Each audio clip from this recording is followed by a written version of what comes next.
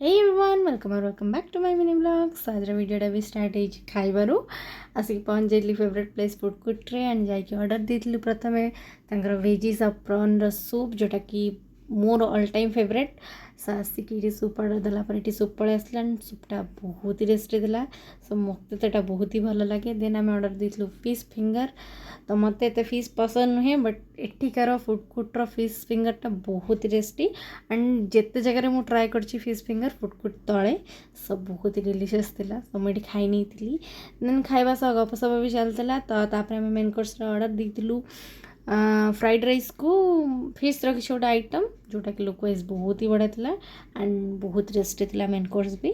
सेठी main course खाइबा चलता गपसप भी चलता देन ता भितर आम लास्टली ऑर्डर करथिलु सिजलिंग ब्राउनी जार लुक आप देखिपार बहुत ही डिलीशियस देखा जाउचे एंड मु टेस्ट भी कली टेस्ट वाइज भी बहुत ही बढ़िया थिला पूरा गरम सह ठंडा कॉम्बिनेशन बहुत ही बढ़िया थिला बहुत टेस्टी थिला एमती ब्राउनी मते बहुत ही पसंद सो आज मैं देखा पुणी देखा गोटे नुआ video till then take care bye bye.